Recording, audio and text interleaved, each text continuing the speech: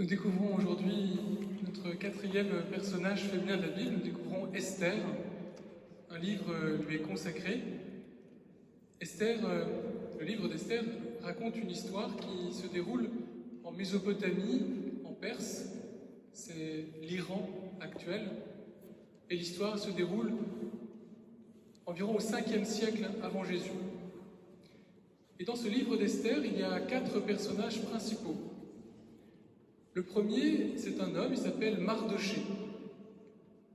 C'est un juif, un homme pieux, et il habite en Perse parce que, comme beaucoup de juifs de Judée, il a été déporté en 587 avant Jésus, au moment où Nabuchodonosor, le roi de Babylone, s'est emparé de Jérusalem. Nabuchodonosor a déporté une grande partie de la population de Judée en Perse, donc c'est la région de l'Iran actuel. Et Mardochée vit dans le royaume perse. Il s'y est installé et il a l'occasion de faire un acte bon. Il est au courant d'un complot contre le roi. Il en informe le roi, le complot est déjoué. Et on écrit dans les livres des chroniques royales, on écrit ce que Mardochée a fait pour s'en souvenir. Le deuxième personnage principal du livre d'Esther, c'est le roi Assuérus. C'est le grand roi qui est à la tête d'un immense royaume composé d'une multitude de peuples. Ce roi est au sommet de son pouvoir et il décide de faire un festin extraordinaire où il va inviter tous les dignitaires du royaume et il va montrer tout ce qu'il y a de plus beau dans son royaume.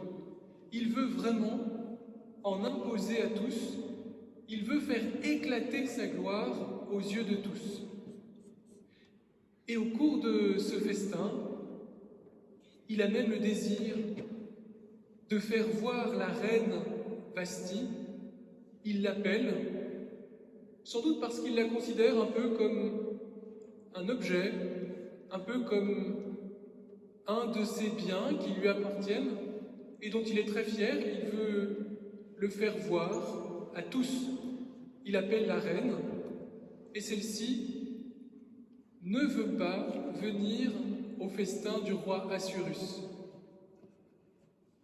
Le roi, vous l'imaginez, est extrêmement en colère de ce refus et il répudie la reine Vashti. Alors on cherche dans tout le royaume des jeunes femmes qui pourraient être choisies pour être reines à la place de la reine déchue. Et parmi toutes les jeunes femmes que l'on présente au palais,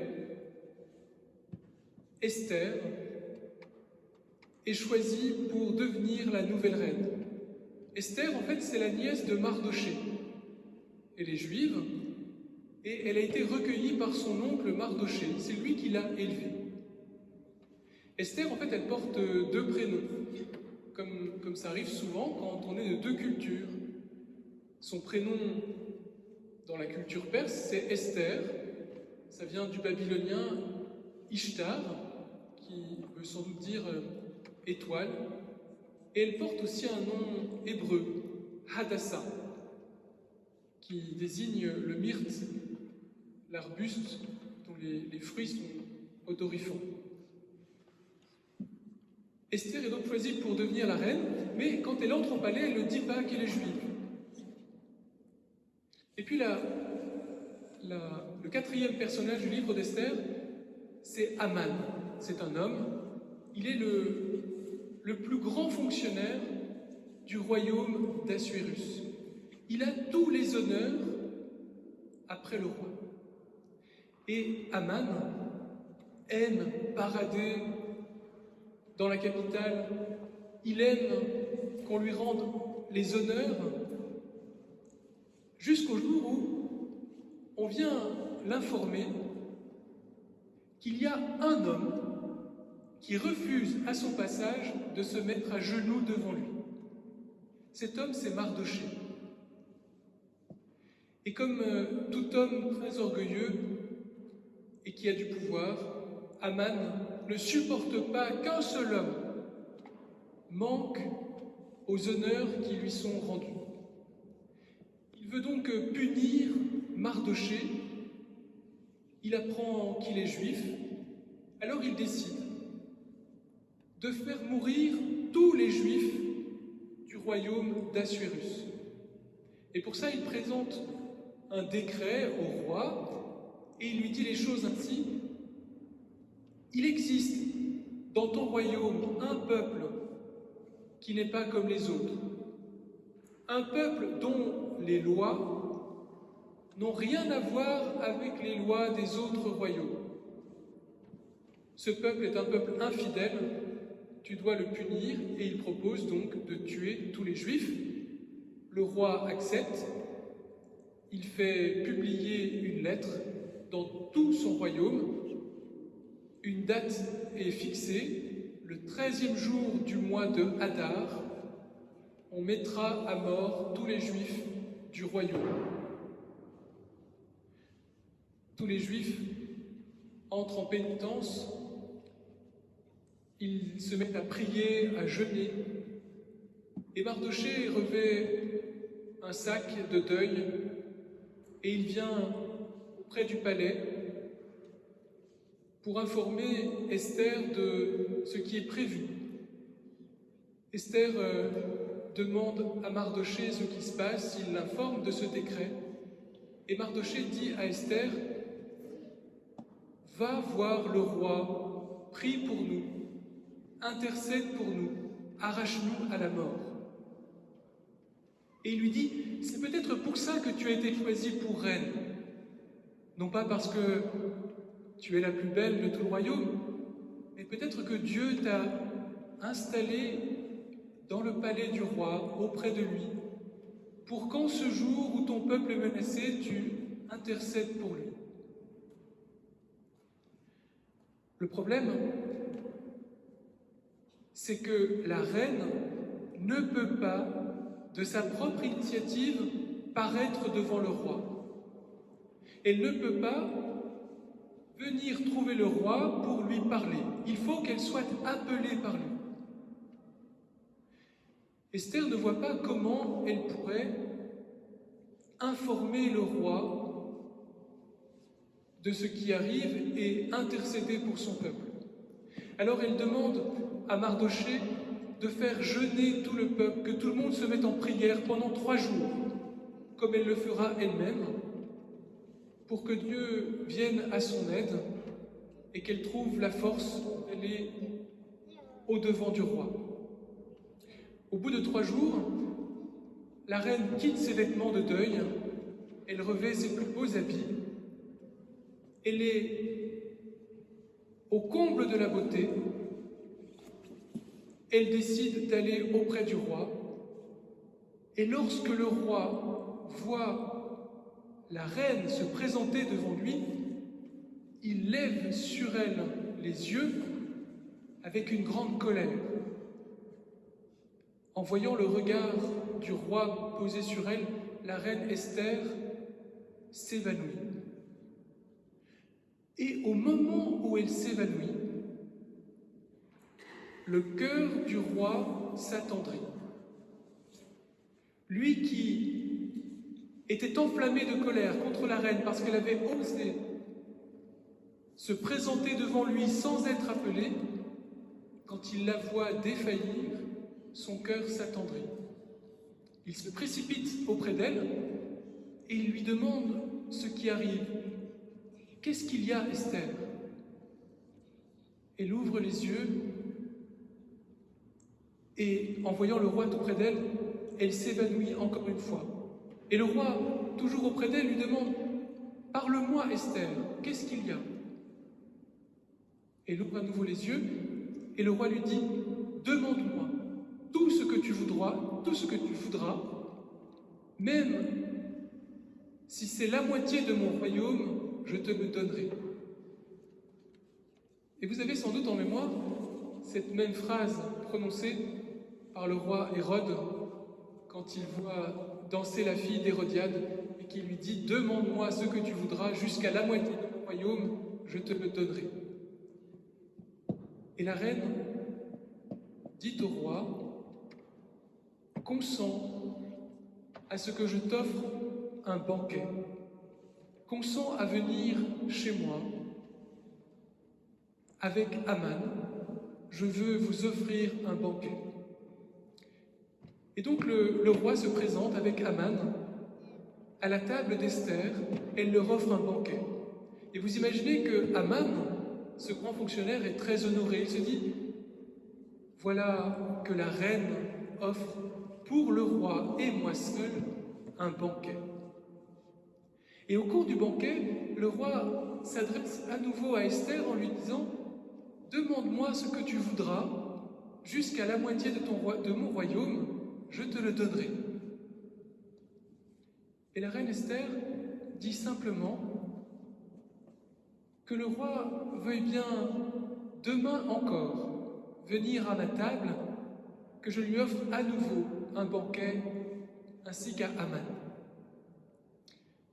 Le roi retourne chez lui, Aman fait de même, et il est vraiment en attente de ce que le roi va lui donner, puisqu'il pressent que cette invitation est exceptionnelle et qu'il y a quelque chose derrière. Mais il y a toujours Mardoché qui ne veut toujours pas plier le genou devant Aman, parce que, comme tout juif, il ne plie le genou que devant Dieu. Aucune puissance humaine sur la terre ne mérite que l'on s'agenouille devant elle. Seul le Dieu unique peut être adoré. Aman a donc le grand désir de renverser Mardoché, et sa femme lui donne un conseil. Elle lui dit « N'attends pas que le décret par lequel tous les Juifs du royaume seront mis à mort arrive à échéance. Demande au roi de faire pendre Mardoché. Érige dès aujourd'hui une potence pour lui. » Et c'est ce que fait Aman. Il fait ériger dans sa cour une grande potence. Et le soir de ce jour où ils ont été reçus à la table d'Esther pour un banquet, le roi a du mal à s'endormir et il demande à lire le livre des chroniques royales. Et il redécouvre ce que Mardoché a fait pour lui, comment il a déjoué un complot. Et il demande « Qu'a-t-on donné à Mardoché pour le remercier de ce qu'il a fait ?» Et on dit « On n'a rien fait. » Le roi dit « C'est pas possible, on ne peut pas ne pas honorer cet homme pour le bien qu'il a fait. » Arrive le lendemain, et Aman se présente chez le roi avec le désir de lui faire cette requête, que Mardoché soit pendu aujourd'hui même. Le roi l'accueille et le roi engage la conversation et lui pose une question. « Dis-moi, Aman, que doit-on faire pour honorer un homme qui a bien servi le roi ?» Et Aman se dit « C'est sans doute de moi dont il est question. Le roi veut m'honorer encore plus qu'il ne l'a fait jusqu'aujourd'hui. » Alors Aman ne se prive pas pour décrire tout ce que le roi peut faire pour honorer un bon serviteur. Il lui dit « Il faudrait l'habiller d'un vêtement somptueux, un somptueux comme ceux du roi. Il faudrait le monter sur un cheval royal. Et puis il faudrait que le plus grand dignitaire du royaume présente cet homme monté à cheval sur la place du palais et appelle tous les sujets du royaume à honorer cet homme que le roi veut lui-même honorer. Et le roi lui dit, c'est parfait, fais cela pour Mardochée. Et alors Aman est au plus bas. Il s'est fait prendre à son propre piège, et le voilà humilié à ses yeux. Il doit aller trouver Mardochée, le revêtir d'un vêtement royal, le mettre sur un cheval, et lui-même le présenter sur la cour du palais royal et appeler tous les sujets à l'honorer. Quand il rentre chez lui et qu'il raconte cela à sa femme lui dit « Les choses se présentent mal pour toi. Ce qui vient de se passer n'est pas habituel. Je crains qu'il t'arrive pire encore. » Et il se rend au deuxième banquet de la reine Esther, avec le roi. Et le roi pose à nouveau la question à la reine Esther, « Que veux-tu, Esther ?» Et elle lui dit, « Accorde-moi la vie. » Comment ça, accorde-moi la vie? Elle lui dit, « Oui, le roi a pris un décret par lequel tous les Juifs du royaume seront mis à mort, et je suis juive. » Et le roi ne comprend pas, il dit, « Mais qui a fait ça? Comment se peut-il que l'on mette à mort le peuple même de la reine ?» Et la reine lui répond, « C'est Aman. » Le roi, en colère, sort dans le jardin. Aman, lui, se précipite aux pieds de la reine Esther pour la supplier, pour qu'elle intercède auprès du roi. Le roi rentre à nouveau dans la pièce, il voit Aman affalé aux pieds de la reine Esther et il dit « Mais quel toupet que cet homme qui m'a trahi veuille dans ma propre maison déshonorer la reine. » Et il ordonne qu'on le mette à mort. Un des serviteurs dit « Ça tombe bien, il y a un grand gibet, une grande potence qui a été érigée ce matin même dans la cour de la maison d'Aman. » Et Aman est pendu au gibet qu'il avait dressé pour Mardochée. À la place du décret qui annonçait la mort de tous les Juifs, le roi écrit une autre lettre qui demande que dans tout son royaume, les Juifs soient honorés et qu'ils puissent vivre en paix. Le jour auquel il devait mourir devient pour les Juifs un jour de joie immense. Le 13 du mois de Hadar devient un jour de fête, ou plutôt aujourd'hui c'est le lendemain, le 14 du mois de Hadar, le jour de la dernière pleine lune d'hiver, c'est la fête de Pourim. C'est la fête qui commémore ce qui est arrivé au temps du roi Assuérus, quand Mardochée qui devait mourir a été épargné et celui qui devait faire mourir tous les Juifs a lui-même été mis à mort. Alors, de ce livre d'Esther, il y a peut-être 3 enseignements que nous pouvons retirer pour notre propre vie aujourd'hui. Le premier, c'est ce renversement. Ce qui semblait très bien établi, ce qui avait été décidé, ce qui ne pouvait plus à vue humaine changer, le décret du roi mettant à mort tous les Juifs, ce qui semblait inamovible a été retourné. Cela est un premier enseignement parce que il nous semble quelquefois dans nos vies qu'il y a des choses qui ne peuvent plus changer. Ou bien on se dit qu'il y a trop d'éléments liés qui nous dépassent pour que même ce que nous voulons faire ne puisse pas advenir. Le monde est tellement complexe, le pouvoir appartient à d'autres, on ne voit pas comment les choses pourraient changer. Et l'enseignement du livre d'Esther, c'est que toute chose peut être retournée. Et nous avons des enseignements dans l'histoire récente qui nous permettent de reconnaître cette vérité comme une vérité historique. Le deuxième enseignement, et peut-être le principal, c'est que ce qui a fait changer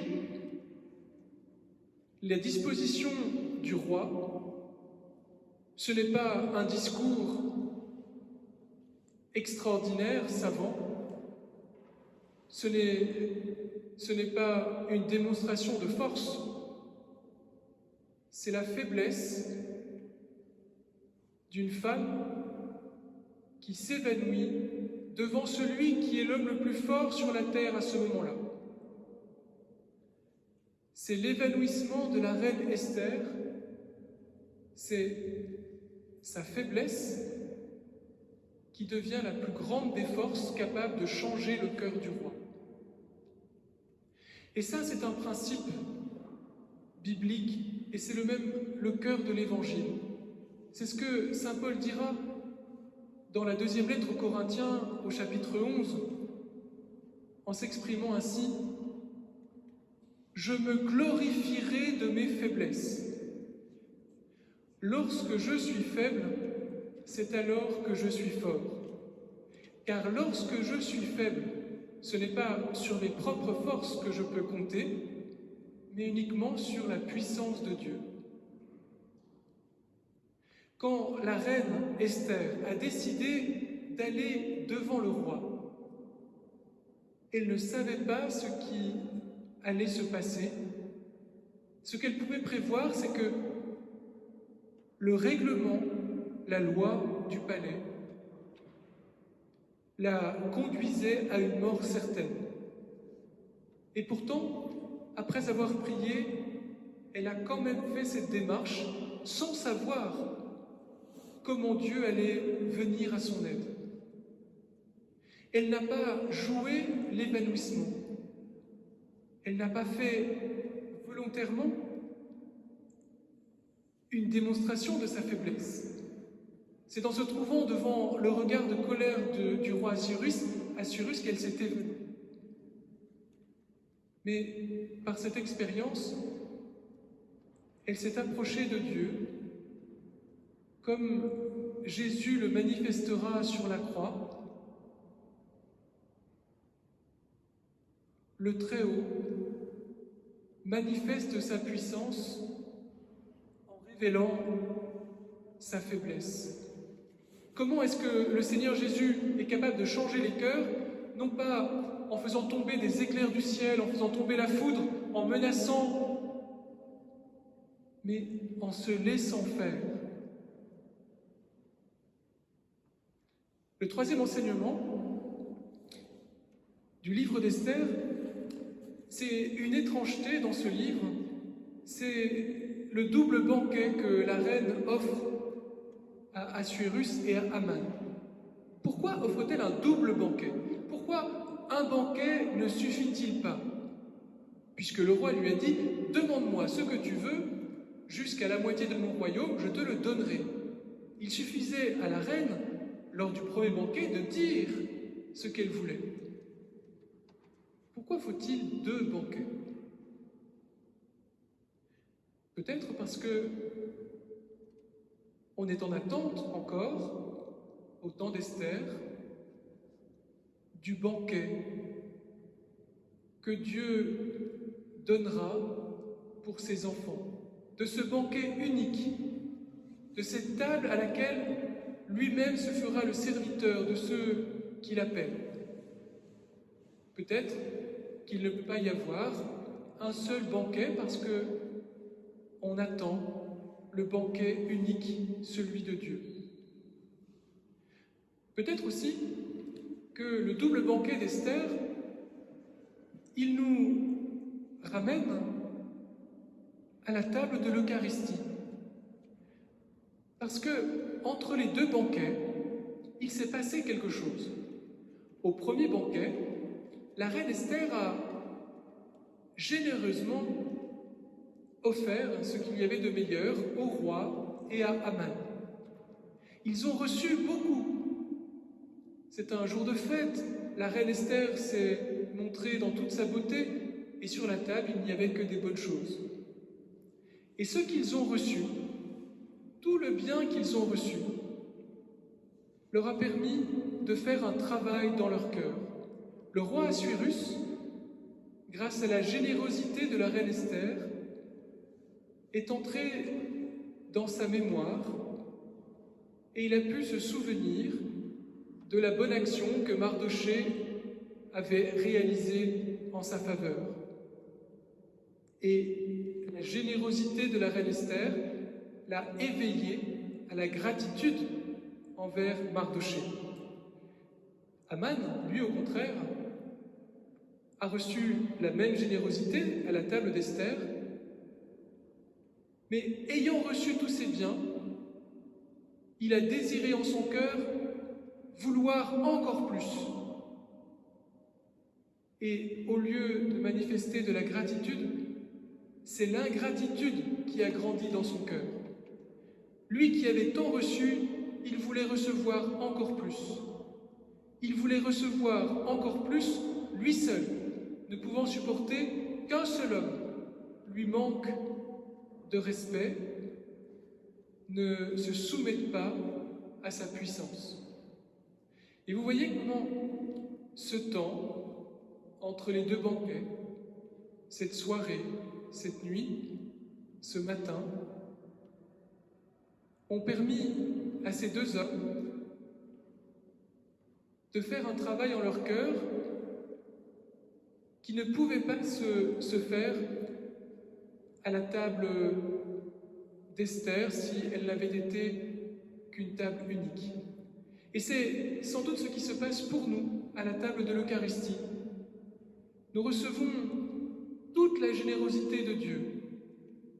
Et ce que nous recevons à la table de l'Eucharistie nous permet, quand nous quittons l'Église, de faire tout un travail dans notre cœur. On peut soit prendre le chemin d'Aman, ou bien celui d'Assuérus, et nous souvenir de tout ce que Dieu a fait pour nous, et nous ouvrir nous-mêmes à la générosité envers nos frères, pour agir comme Dieu agit pour nous. Voilà 3 enseignements du livre d'Esther qui en recèlent beaucoup d'autres. Et je vous invite, comme pour les personnages précédents, à lire ce beau livre d'Esther qui, aujourd'hui encore, est le fondement de la fête juive de Pourim, qui est célébrée en général au mois de février. La semaine prochaine, nous découvrirons Sarah, la femme d'Abraham, et nous verrons comment elle accueille la promesse que Dieu lui fait.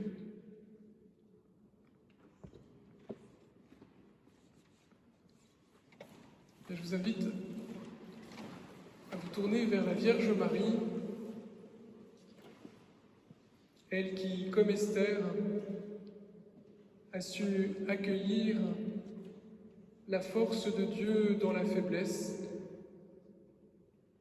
Demandons à la Vierge Marie de prier pour nous, afin de ressembler de plus en plus au Seigneur Jésus, afin d'être configurés à lui. Je vous salue Marie. Le Seigneur est avec vous. Vous êtes bénie entre toutes les femmes, et Jésus, le fruit de vos entrailles, est béni. Sainte Marie, Mère de Dieu, priez pour nous pauvres pécheurs, maintenant et à l'heure de notre mort. Amen. Seigneur soit avec vous. Que Dieu Tout-Puissant vous bénisse, le Père, le Fils et le Saint-Esprit. Allez, dans la paix du Christ. Bon dimanche.